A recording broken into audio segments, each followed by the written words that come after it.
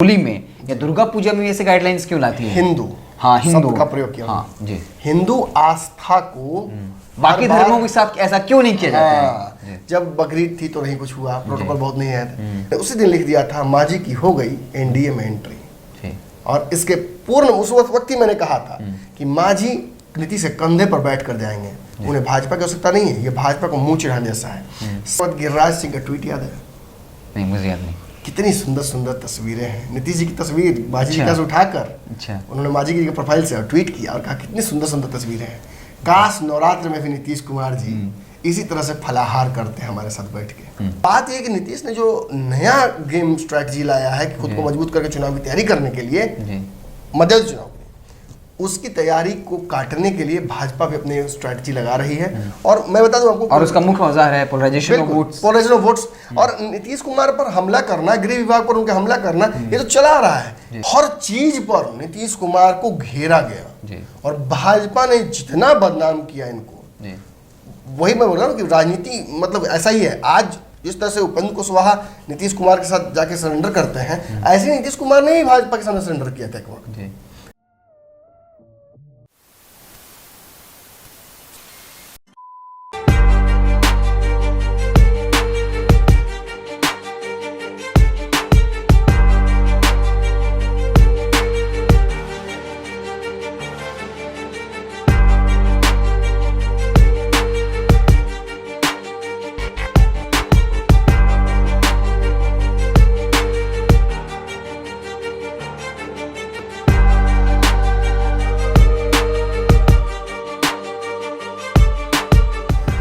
खबरों का बाजार हमेशा गर्म रहता है। इन गर्म बाजारों से हमें मतलब नहीं है।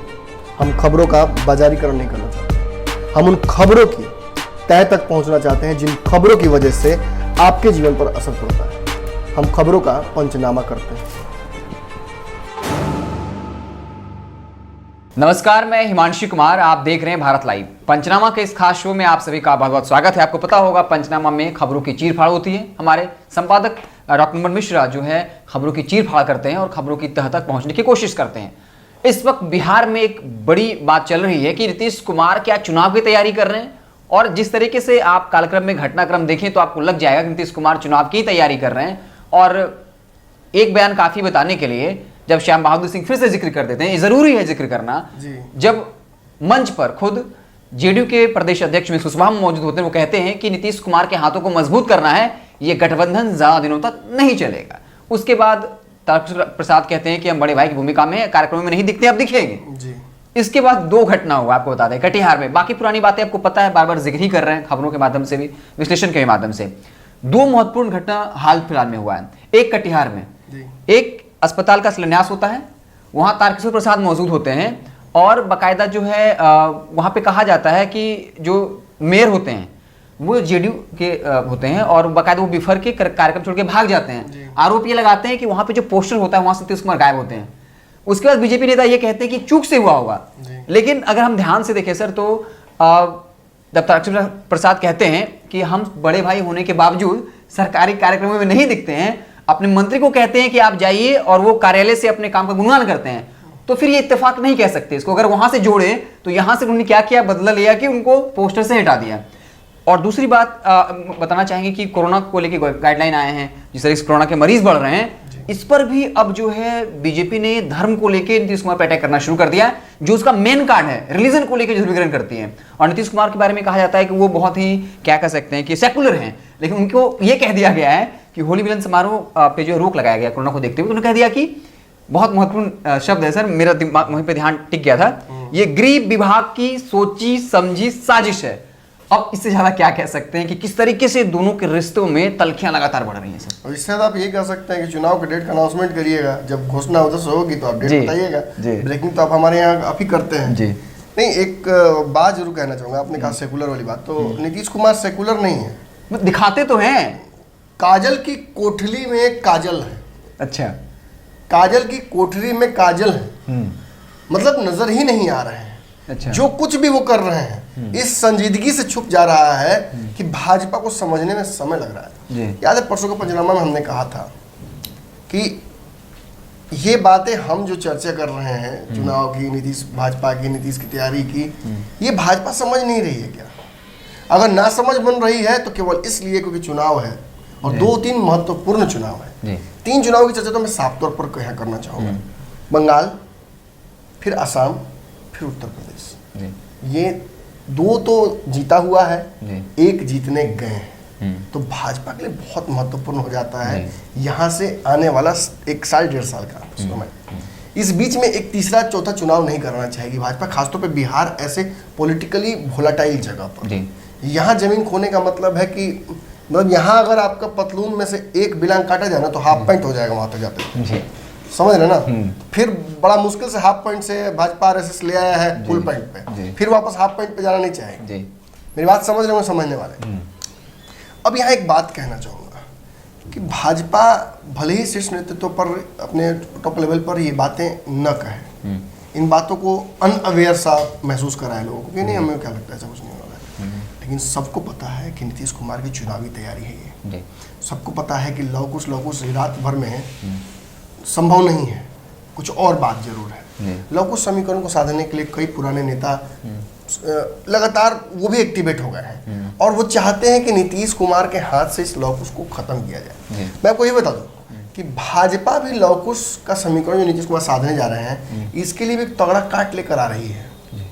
जैसा आपको याद होगा मछुआरा समाज का जो वोट बैंक है लालू यादव के पास जब शिफ्ट हुआ था और नीतीश को मिलने की वजह से उधर जा रहा था महागठबंधन में, तो सनफ मलाह की उत्पत्ति सडनली हो गया बिहार की राजनीति में। कहाँ से आ गए? एक बैग पूरा महाराष्ट्र में सब कुछ बंद करके यहाँ आ गए। ऐसा ही नहीं होता राजनीति में सब चीजें। जब भाजपा को आवश्यकता हुई यादव वोट बैंक में सेंधमारी करने की तो पप्पू यादव का बिहार में पार्ट 2 शुरू हो गया। जब लगा कि मुस्लिम वोट बिहार में निर्णायक हो गया है तो ओवैसी की एंट्री हो जाती है। ये सारी चीजें इतनी मतलब स्वतः तरीके से नहीं होती हैं। अगर ओवैसी को बिहार में इंटरेस्ट होता तो इक्का दुक्का सीटों पर गठबंधन करके राजद के साथ चला सकते थे, लेकिन राजद को ही चैलेंज कर देना, महागठबंधन को ही चैलेंज कर देना। आप जिससे लड़ने चले हैं उसके साथ उसके ही सपोर्ट नहीं ना कर सकते हैं आप समझ रहे हैं? मतलब ये एक दूसरे तरीके अनप्रेसिडेंटेड तरीके से फायदा तो भाजपा को ही पहुंचाया इन सभी दलों द्वारा, भले ही कोई कितना पहुंचाए ना बनना पहुंचाए। भाजपा की जो स्थिति हुई थी, इतना सारा चीटिंग करने के बावजूद भी पास नहीं कर पाई थी 2015 के एग्जाम में। तो बात यहाँ ये फाइनली आती है कि नीतीश कुमार की जो तैयारियां हैं उसके समक्ष भाजपा अपनी तैयारियां करेगी। हर दाव का पेच होता है, हर काट का एक विकाट होता है, कहीं ना कहीं भाजपा लेकर आएगी। लेकिन प्रॉब्लम क्या है कि भाजपा का फुल कॉन्सेंट्रेशन अभी बंगाल में है। बिहार के नेताओं को भी बंगाल के हिसाब से सेट किया हुआ है। तो अभी बेचैनी जो भाजपा की है वो नीतीश नहीं हो सकते हैं, लेकिन यही तो वक्त है नीतीश कुमार के लिए। जब मास्टर नहीं देख रहा होता तभी ना धीरे से वो उठा के खा लिया जाता है, फिर टिपिंग बंद। अगर वो सोचते रहे क्या हुआ, यही नीतीश कुमार कर रहे हैं। अपनी ताकत को बढ़ाने के लिए लगातार जितने समीकरण हो सकते हैं पॉसिबल आसपास के सबको साधने की कोशिश कर रहे हैं। लेकिन जहाँ शेष नेतृत्व तो कुछ नहीं बोलेगा, वहीं जो नेता यहाँ डायरेक्टली मतलब जो इन्वॉल्व है, अब नीतीश लालू एक हो सकते हैं, लेकिन सोचिएगा क्या ग्रास रूट लेवल पे जो आज पोस्टर रात भर लगाया होगा कार्यकर्ता, वो तो अपनी भड़ास निकालेगा। वो तो अगर आज नीतीश लालू एक हो जाते हैं तो रात में वो पोस्टर लगाया है तो वो रात के रात नहीं उतारेगा। वो 2-3 दिन तक जदयू से वहाँ उसका कचरा चलता रहे कार्यकर्ताओं से, और हो सकता है कि 1-2 साल भी चलता रहे। हो सकता है कभी सुलह ना हो, ऊपर सुलह हो जाए नीचे सुलह ना हो। आज यही ना भाजपा के साथ और जदयू के साथ हो रहा है। आप कह रहे हैं तारकिशोर प्रसाद को जब बिहार के सरकार के कार्यक्रमों में तस्वीर नजर नहीं आती भाजपा की और अपनी, तो उनको चिढ़ होता है, यही गलती जाके वहाँ कर देते हैं। बोलते चूक से हुआ। हाँ, चूक से हुआ है। तो जिस चूक से नीतीश से हुआ उस चूक से इनसे हुआ, ये छोटा मोटा जवाब हो जाता है। अगर आप भी देखिएगा 2 बच्चे आपस में क्रिकेट खेल रहे हो आसपास के गली मोहल्ले के, तो बात दोनों के भले ना लड़े, लेकिन दोनों में अगर आपस में हो गया तो एक आध हाथ चल ही जाता है। और ये वही हो रहा है। अमित शाह और नीतीश कुमार गठबंधन तोड़ने का डिसीजन ले ना ले, कार्यकर्ताओं को इस बात का एहसास है कि चुनाव तो हम ही को लड़ना है ना। जो विधायक है उनको पता है कि फिर तो वोट हम ही को मांगना है ना, काट छट तो हमरे ना होगा। अगर इतनी बड़ी पार्टी होती है कि अगर एक विधायक हार भी जाए तो साइडलाइन करके छोड़ दिया जाएगा, तो विधायक कभी भूलता नहीं है कि असल कंपटीशन कौन है।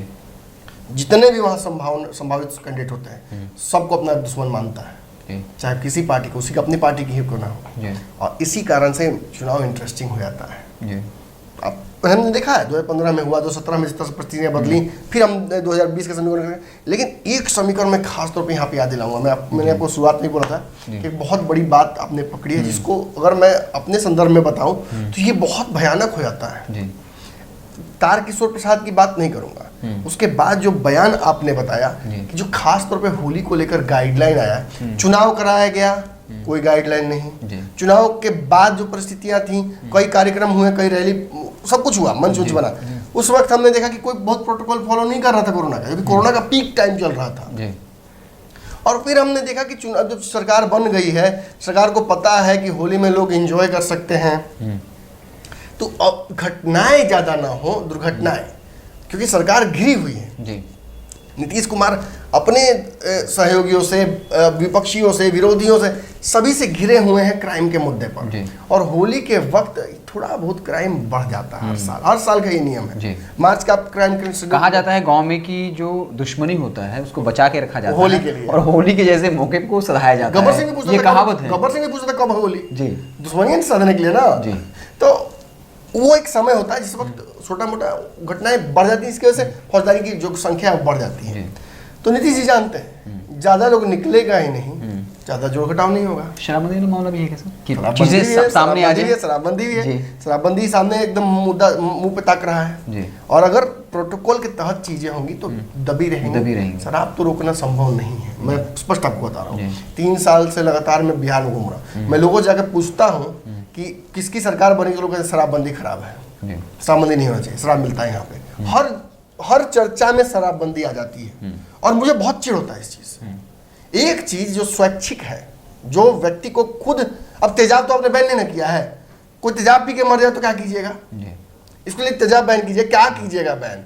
ऐसी बहुत सारी चीजें हैं जिसकी वजह से समाज में दुष्प्रभाव पड़ सकता है, लेकिन वैसे लोगों की संख्या कितनी कम है।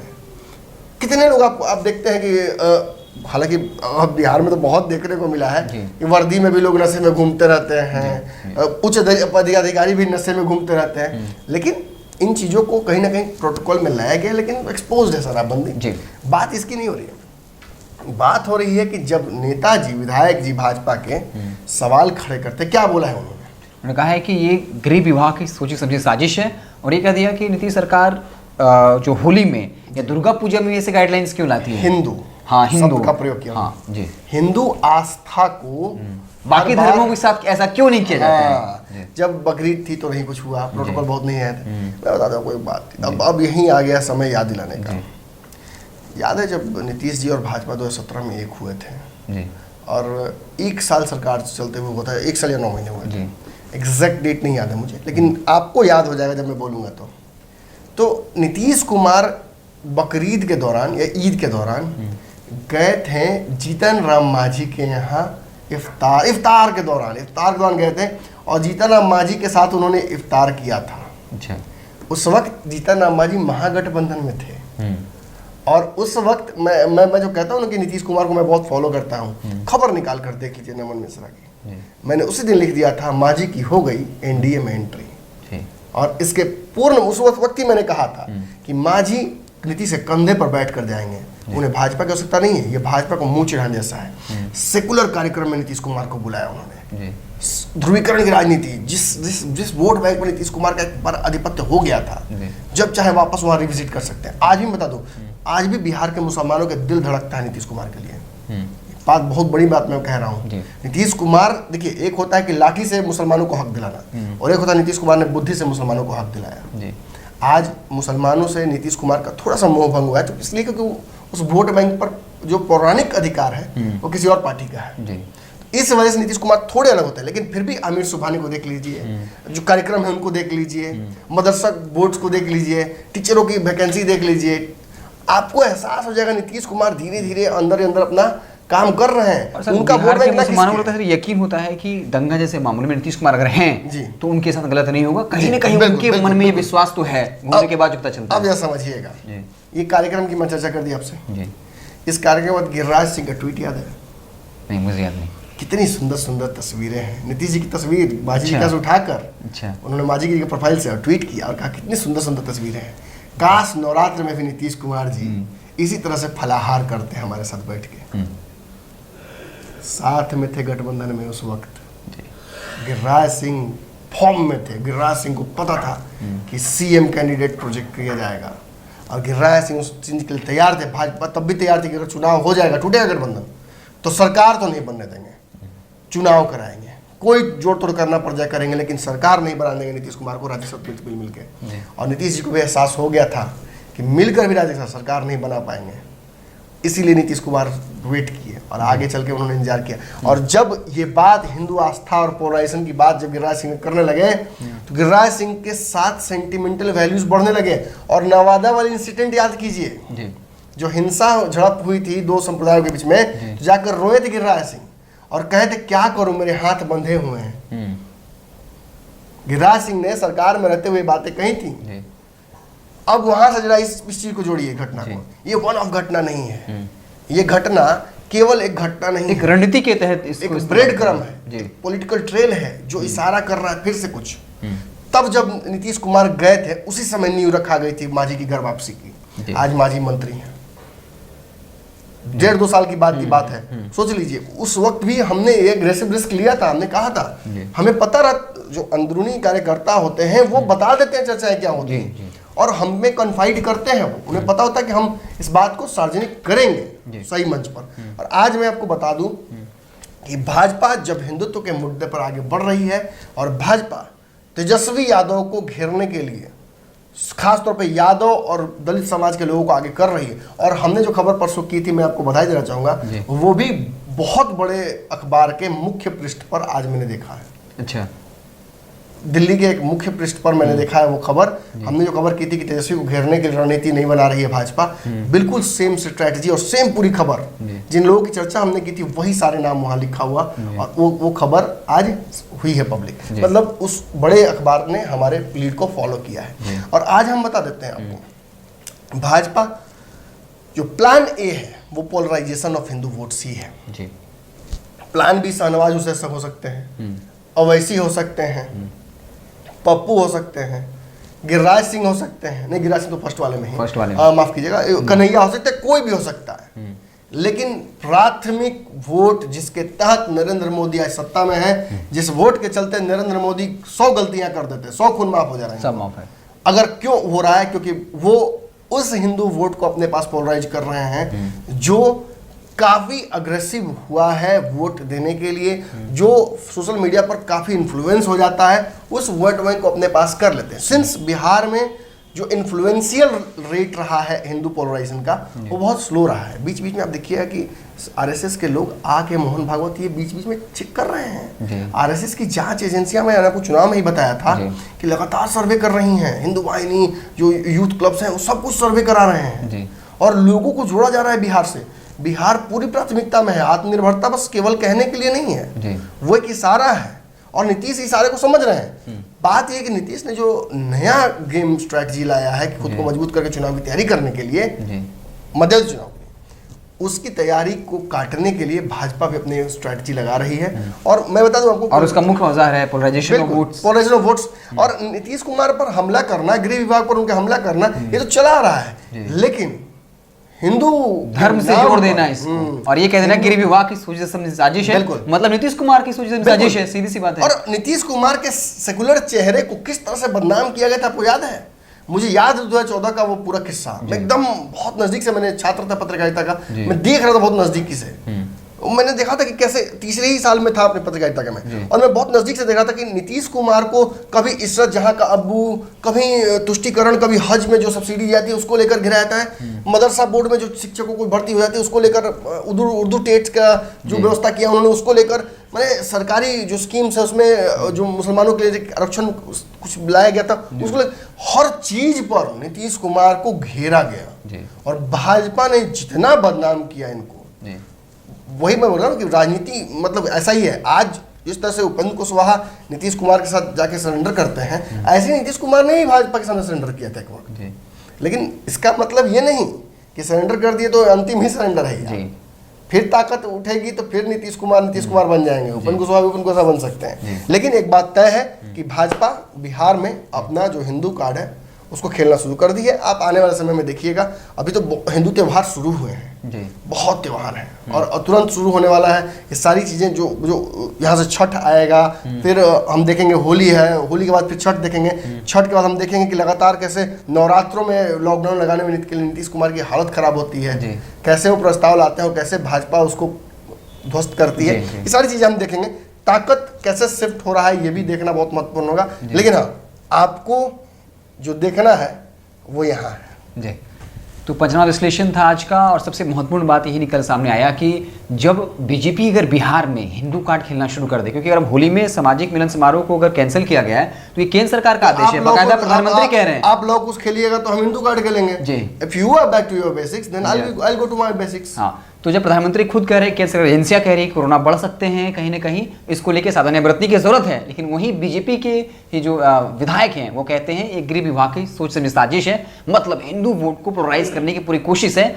और बीजेपी इस मामले पर तभी उतरती है जब उसको चुनाव लड़ना हो, क्योंकि नीतीश कुमार जब तक बिहार में है वो इन सारे मुद्दों को लेकर पीछे हटती है। लफ्ज जिहाद कई ऐसे मुद्दे हैं, लेकिन अब अगर वो इस मामले को लेकर एग्रेसिव हो रही है, नीतीश कुमार को बिल्कुल पसंद नहीं है, इसका मतलब है खुल्लम खुल्ला चैलेंज कर दिया गया है कि अगर आप भी खुल के अगर बोलेंगे तो हम भी खुल के तैयार हैं आने वाले चुनाव के लिए। देखना होगा कि शहनवाज हुसैन क्या बोलते हैं इन मुद्दों पर जी। अगर बड़े मैं भी सोच रहा था शहनवाज हुसैन का क्या होगा। हमारा फोन तो नहीं उठाएंगे शहनवाज जी ना जी, हमारा तो पहुंच उनके तक नहीं ना है जी। तो जो बड़े चैनल से मैं आग्रह करूंगा कुछ सहयोग कीजिए हमारा, उनका जानिए ओपिनियन। पढ़ाई तो हम ही कर रहे हैं लेकिन पास आप हो जाइए, जाइए जाके पता कीजिए, और बड़का अखबार से भी कहेंगे पता कीजिए शहनवाज हुसैन जी से, शहनवाज हुसैन की क्या बोलेंगे, मतलब सिर्फ दिमाग में आता है, मुझे पूछा जाएगा अगर इस तरह की बातें होती है रिलीजन को लेके तो शहनवाज हुसैन कैसे रखेंगे, सीधे तौर पर कह देंगे कि एकदम इसके साथ भेदभाव नहीं होना चाहिए, हिंदुओं को भी अपनी आस्था का प्रदर्शन करने का मौका मिलना चाहिए, और होली में लॉकडाउन नहीं लगना चाहिए, स्पष्ट बोलेंगे। निर्देशित किया गया है, इसलिए तो रिचार्ज कूपन छुटका दिया गया उनको जी। तो आप देखते रहें भारत लाइव, आपको पल पल की खबरों से लगातार अपडेट करते रहेंगे। साथ ही साथ सबसे ज़रूरी बात, जो आपको यूपीआई नंबर दिख रहा है उस पर यथासंभव आप डोनेट करें, ताकि हम इसी तरीके से सच्ची और निर्भीक पत्रकारिता करते रहें। बहुत बहुत धन्यवाद।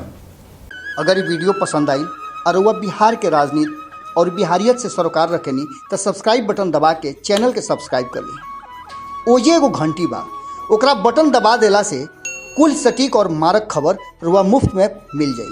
अगर रुआ पत्रकारिता के हमनी के नया प्रयोग में सहयोग कर चाहतानी तो ज्वाइन बटन दबा दी।